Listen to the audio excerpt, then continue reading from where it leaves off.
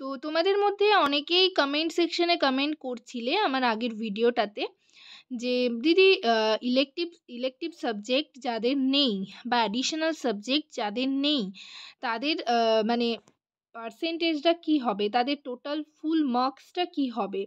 তো এই যে তোমাদের স্টাফ নার্স গ্রেড 2 এর যে রিক্রুটমেন্ট সেই নোটিশে আগের বারের নোটিশটা নিয়ে আমি ডিসকাস করব, সেখানে কি বলা ছিল এবং তোমাদের অনেকেই কনফিউজড রয়েছো যে যাদের ফোর্থ সাবজেক্ট রয়েছে তারা ফোর্থ সাবজেক্ট অ্যাড করবে কি না, ঠিক আছে, অ্যাড করে পার্সেন্টেজ বের করতে হবে কি না। তো সেই নিয়ে আজকের ভিডিওতে পুরো টোটালি তোমাদের সাথে ডিসকাস করব। যাদের যা কনফিউশন রয়েছে তারা পুরোটা ক্লিয়ার করার চেষ্টা করব। আর যদি তোমাদের আরও কিছু কনফিউশন থেকে থাকে অবশ্যই কমেন্ট সেকশনে কমেন্ট করে জানাবে, আমি নেক্সট ভিডিওতে আবারও তোমাদের সাথে ডিসকাস করে দেব, ঠিক আছে।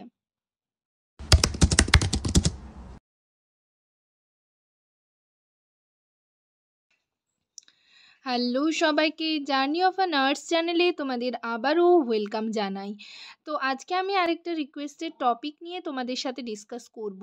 তার আগে তোমাদেরকে বলে রাখি, যারা আমার চ্যানেলে নতুন এসছো, প্রথমবার আমার ভিডিও দেখছো, তাদের যদি ভিডিওটা ভালো লেগে থাকে এবং ভিডিওটা যদি ইনফর্মেটিভ বলে মনে হয় তাহলে অবশ্যই ভিডিওটাতে লাইক এবং শেয়ার করবে। চ্যানেলটিকে অবশ্যই সাবস্ক্রাইব করে রাখবে নার্সিং রিলেটেড নতুন নতুন আপডেট এবং অথেন্টিক সব ইনফরমেশন পাওয়ার জন্য। আশা করি ভিডিওটা সকলেই শুরু থেকে শেষ পর্যন্ত দেখবে, কেউ স্কিপ করবে না। তো চলো দেরি না করে ভিডিওটা শুরু করা যাক।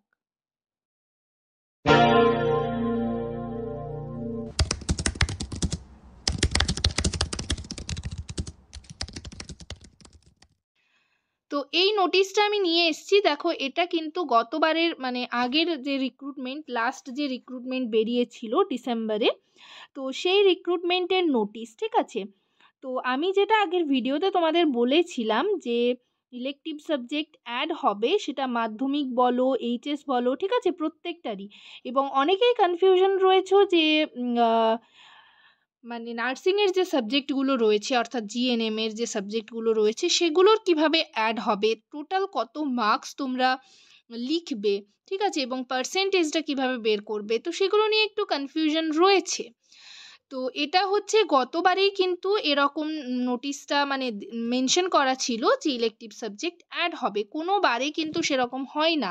মেনলি তোমরা প্রথম থেকেই জেনে এসেছো যে যাদের হচ্ছে এইচএসে ফোর্থ সাবজেক্ট থাকে সেটা মানে কেউই, আমরাও কেউ জোর দিয়ে পড়িনি, ঠিক আছে। তো অনেকেরই সেক্ষেত্রে একটু কম নাম্বার, তো সেটা যদি অ্যাড হয় তাহলে যদি কারোর পার্সেন্টেজ 80 থেকে থাকে তাহলে কিন্তু যদি ফোর্থ সাবজেক্টে কম নাম্বার এসে থাকে তাহলে কিন্তু তার পার্সেন্টেজটা অটোমেটিক কমে যাবে, ঠিক আছে, সেটা নিয়ে একটু চাপেরও হয়ে যাচ্ছে। তো এটা কিন্তু গতবারের রিক্রুটমেন্টে পুরো মেনশন ছিল যে এটা কিন্তু অ্যাড করতে হবে।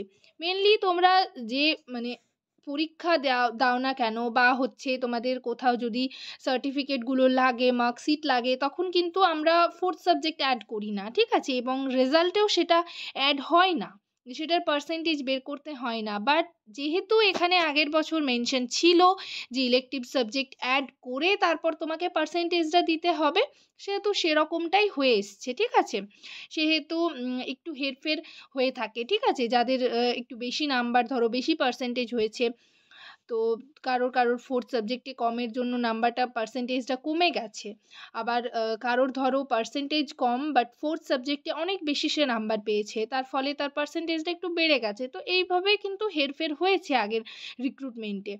তো সেরকমটাই যদি এবছরের যে রিক্রুটমেন্ট বের হবে সেটাতেও যদি সেরকম মেনশন থাকে তাহলে কিন্তু সেইভাবেই তোমাদেরকেও ফর্ম ফিল আপের সময় ইলেকটিভ সাবজেক্ট বা অ্যাডিশনাল সাবজেক্ট কিন্তু অ্যাড করে পার্সেন্টেজ বের করতে হবে। তো সেক্ষেত্রে তোমরা আগের থেকেই কিন্তু সেরকম প্রিপারেশন মানে সেরকম ভাবনা চিন্তা নিয়ে রাখো এবং পার্সেন্টেজ বের করে রাখো।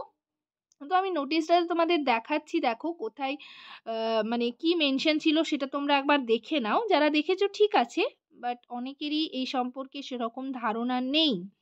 তো সে কারণে আমি তোমাদের দেখিয়ে দিচ্ছি, দেখো এখানে মানে টোটালি মেনশন ছিল, ঠিক আছে। দেখো ফার্স্ট সেকেন্ডারি এক্সামিনেশনে কি রয়েছে দেখো, Candidates are requested to calculate the marks obtained in secondary examination and fill up the total marks all subjects including elective or additional subjects shown in the mark sheet. তাহলে মাধ্যমিকে কিন্তু total আমরা জানি 700 নাম্বারের exam হয়ে থাকে এবং তার সাথে একটা অ্যাডিশনাল সাবজেক্ট দেখবে সবারই থাকে, সেটা এনভায়রনমেন্টাল সায়েন্স হয় বা কারোর কারোর আবার নাও থাকতে পারে। তো যাদের থাকবে না সেটা অনেকেই কমেন্ট করছিলে যে দিদি না থাকলে সেটা কি হবে। দেখো না থাকলে সেটা কিছুই অ্যাড হবে না, যেহেতু তোমার নেই তাহলে সেক্ষেত্রে তোমার 700-700-র মধ্যেই তোমার পার্সেন্টেজটা রইবে। বাট যদি তোমার মার্কশিটে থেকে থাকে কোনো অ্যাডিশনাল সাবজেক্ট বা হচ্ছে ইলেকটিভ সাবজেক্ট, সেখানে তোমার যে মার্কসটা রয়েছে সেই মার্কস কিন্তু অ্যাড করবে এবং সেটার পার্সেন্টেজ টোটালি বের করবে, ঠিক আছে। অর্থাৎ টোটাল 800 নাম্বারের মধ্যে তোমার পার্সেন্টেজ কত হচ্ছে সেটাই কিন্তু তোমাকে দিতে হবে, যেটা আগের বারের রিক্রুটমেন্টে ছিল, ঠিক আছে। টোটাল 800-র মধ্যে যে পার্সেন্টেজটা হচ্ছে সেটাই কিন্তু দিতে হবে। এটা গেল মাধ্যমিক। নেক্সট দেখো হায়ার সেকেন্ডারি এক্সামিনেশনে কি রয়েছে। ক্যান্ডিডেটস আর রিকোয়েস্টেড সেম রয়েছে, ঠিক আছে, তাও আমি তোমাদের দেখিয়ে দিচ্ছি। Candidates are requested to calculate the marks obtained in higher secondary examination and fill up the total marks all subjects including elective or additional subjects shown in the mark sheet in the space for marks obtained, whereas in the space full marks total full marks. তো এটা তোমরা যখন ফর্মটা fill up করবে তখনই বুঝতে পারবে, সেরকমভাবেই বলা রয়েছে।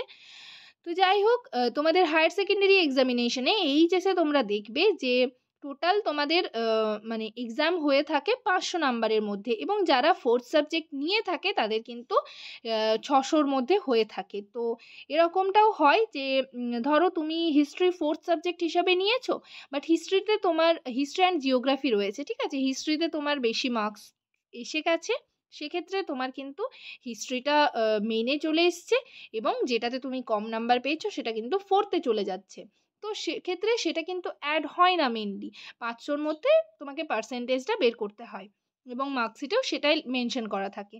বাট তোমাদের কিন্তু এক্ষেত্রে ক্লিয়ারলি বলে দেওয়া হয়েছে যে ইনক্লুডিং ইলেকটিভ আর অ্যাডিশনাল সাবজেক্ট অ্যাড করতে হবে। তো সেক্ষেত্রে তোমার কিন্তু যে ফোর্থ সাবজেক্টটা রয়েছে সেটা অ্যাড করে তোমার পার্সেন্টেজ বের করতে হবে টোটাল কিন্তু 600-র মধ্যে, ঠিক আছে। এবার তোমরা যাদের যাদের অনেকেই কমেন্ট করছো যে দিদি যাদের ফোর্থ সাবজেক্ট নেই তারা কি করবে। দেখো ফোর্থ সাবজেক্ট যাদের নেই তারা হচ্ছে টোটাল 500-র মধ্যে যে পার্সেন্টেজটা হচ্ছে সেটাই কিন্তু লিখবে, সেটাই মেনশন করবে। তো এই গেল। এরপর হচ্ছে দেখো জিএনএম এর ক্ষেত্রে সেরকম কিছু নেই। তো জিএনএম যারা হচ্ছে টোটাল 1600-র মধ্যে এক্সাম হয়ে থাকে এবং ইন্টার্নশিপের যে মার্কসটা সেটা কিন্তু অ্যাড হয় না, আর এখানেও কিন্তু কোনো কিছু মেনশন নেই, তাই কিন্তু আগের বারের যে রিক্রুটমেন্ট সেটাতে হচ্ছে 1600-র মধ্যেই হচ্ছে পার্সেন্টেজ বের করা হয়ে থাকে। মানে হচ্ছে ফার্স্ট ইয়ারে ধরো কতর মধ্যে হয়, ফার্স্ট ইয়ার 500, আর সেকেন্ড ইয়ার হচ্ছে 700, থার্ড ইয়ার হচ্ছে 400, ঠিক আছে। 7 5 12, 13 14 15 16, টোটাল 1600-র মধ্যে কিন্তু এক্সাম হয়ে থাকে। বাট যারা কর্ণাটক বোর্ডের আন্ডারে বা আদার স্টেট থেকে পাস আউট ক্যান্ডিডেট তাদের মেবি 1800-র মধ্যে এক্সাম হয়ে থাকে, সেটা আমার ঠিক জানা নেই। আগের বছর অনেকেই কমেন্ট করছিলে, সেখানে আমি দেখেছিলাম। তো যাদের মানে যেরকম মার্কস রয়েছে সেই মার্কসটা অ্যাড করে কিন্তু পার্সেন্টেজটা বের করবে এবং যারা হচ্ছে গভর্নমেন্ট থেকে পাস আউট তাদের কিন্তু টোটাল 1600-র মধ্যে এক্সাম হয়ে থাকে, 1600-র মধ্যে তুমি টোটাল করে তোমার পার্সেন্টেজটা বের করে সেটাই কিন্তু দিতে হবে। আর ফর্ম ফিল আপে আরেকটা ছক আমি তোমাদের দেখিয়েছিলাম আগের ভিডিওতে, আগের যে ভিডিওটা তোমরা দেখেছো, তো সেখানে রেজিস্ট্রেশনের জন্য 100 মার্কস থাকে এবং সেটা 100ই দিতে হয় আর রেজিস্ট্রেশনটা কিন্তু শো করাতে হয়। তো এক্ষেত্রে তোমরা অনেকেই বলেছিলে যে দিদি ফ্রেশার্স ক্যান্ডিডেটরা অ্যাপ্লাই করতে পারবে কি না। দেখো ফ্রেশার্স ক্যান্ডিডেটরা অবশ্যই অ্যাপ্লাই করতে পারবে যদি তাদের কাছে WBNCর রেজিস্ট্রেশন সার্টিফিকেট থাকে। তো যাদের কাছে রেজিস্ট্রেশন WBNCর আন্ডারে রেজিস্ট্রেশন সার্টিফিকেট রয়েছে তারা সকলেই কিন্তু ফর্মটা ফিল আপ করতে পারবে। তো এরপর মেইন কথা হচ্ছে তোমাদের ফর্ম ফিল আপ কবে হবে, কবে রিক্রুটমেন্ট বের হবে, সেটা আমি অলরেডি তোমাদের সাথে ডিসকাস করেছি। বাট এখনও পর্যন্ত কোনো অফিসিয়াল ওয়েবসাইটে কোনো নোটিশ বলো বা কিছুই পাওয়া যাচ্ছে না, পাওয়া যায়নি এখনও পর্যন্ত। তো যাই হোক দেখা যাক কি হয়। তবে তোমরা ধরে রাখো এবছর কিন্তু রিক্রুটমেন্ট বের হবে, যেহেতু 26-এর দিকে ইলেকশন রয়েছে, মোটামুটি সব কিছুরই রিক্রুটমেন্ট বের হবার কথা। তো দেখা যাক কি হচ্ছে। তো তোমরা অনেকেই জানতে চেয়েছিলে, তাই আজকের ভিডিওতে তোমাদের সাথে ডিসকাস করলাম। যদি ভিডিওটা তোমাদের ইনফরমেটিভ বলে মনে হয় অবশ্যই ভিডিওটাতে লাইক এবং শেয়ার করবে। চ্যানেলটিকে অবশ্যই সাবস্ক্রাইব করে রাখবে নার্সিং রিলেটেড নতুন নতুন আপডেট এবং অথেন্টিক সব ইনফরমেশন পাওয়ার জন্য। আরও যদি তোমাদের কিছু ইনফরমেশনের প্রয়োজন হয় তো অবশ্যই আমাকে কমেন্ট সেকশনে কমেন্ট করে জানাবে। তোমাদের যা যা কোয়ারিজ রয়েছে কমেন্ট সেকশনে কমেন্ট করে জানাতে থাকো। আমি নেক্সট ভিডিওতে ডিসকাস করার চেষ্টা করব, বা হচ্ছে যতজনকে পারবো আমি রিপ্লাই করারও চেষ্টা করব। তো ভিডিওটা এখানেই শেষ করলাম। সবাই ভালো থেকো, সুস্থ থেকো। নেক্সট ভিডিওতে আবার তোমাদের সাথে দেখা হচ্ছে। Thank you.